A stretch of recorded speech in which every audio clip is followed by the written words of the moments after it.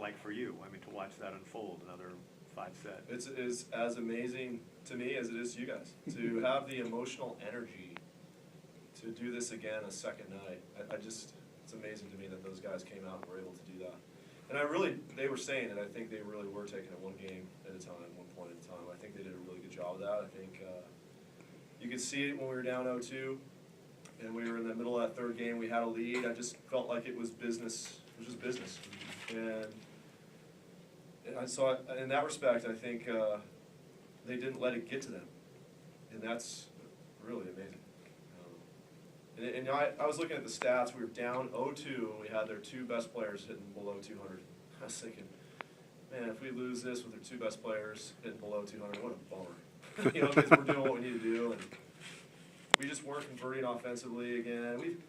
We've struggled at times, as good as our hitting percentage is on the season, and as good as it finished tonight. There are definitely streaks when we don't hit the ball real well. And that's what happened in the first couple of games. We had another bunch of opportunities. That happened against SC in the first couple of sets, too. And so for those types of things to happen, and for us not to get too frustrated to get to the next game is impressive to me. Can you talk about 3 to 5 things that you turned around and maybe what order? I just think so much of what goes into this win happened in September and October, and what you begin to implement with your team, both system-wise and the verbiage you use and the mental side of the game, and then you just hope and pray that it all comes out. Then you sit here and watch 4 guys talk about all the things you've been talking about all year that you've never heard before. And I just think that's very gratifying. So I don't know what it was. There was lots of things, and there's, as always when you win, there's lots of contributions from lots of people. I mean, people say, okay, you're able to do this, or coaching moves, or whatever, but I've got great players. Great players make smart coaches. I think that's a quote from somebody down the road. And so, the other night it was Kevin Carroll, and tonight it was Austin, and the next game's going to be different. And I'll just have to figure out what my gut tells me about what we need to do next. Just tell us about Tilly. I mean, he just seemed to be the most consistent force. He's been consistent for us. He's a very good volleyball player, and he can be better. Is he best in these situations? I think he's been pretty good all year.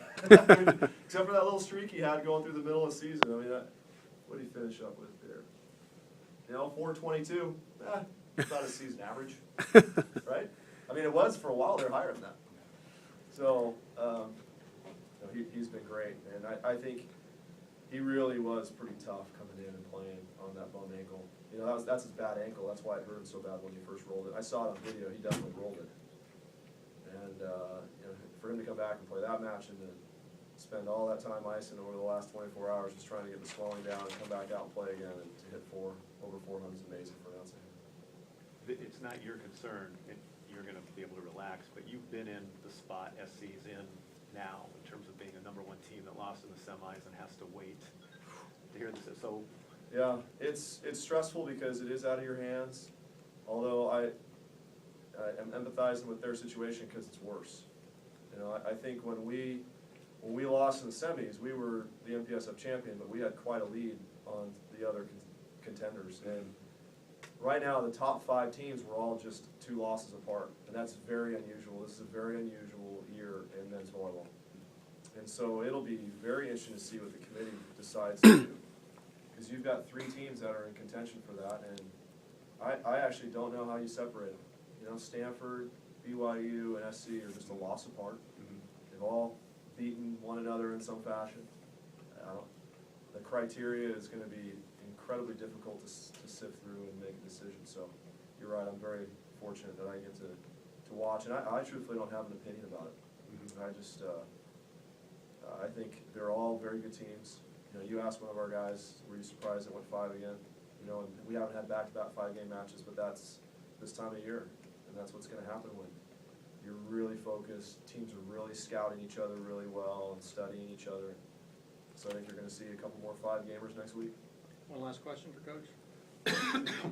It may sound sacrilegious, but any surprise that Carson was MVP of this tournament? No, he's a senior. And so, it could have been Kevin for sure. I don't think that matters to anybody. Doesn't matter to Carson, doesn't matter to Kevin. It certainly doesn't matter to me. So I think it's all about just who we play in the semifinals and getting ready for our next match. Carson said, you know, if you guys get a game, the other team becomes fearful. Do you think you guys maybe, is that the case? Do you enter next week with an aura? I don't think so.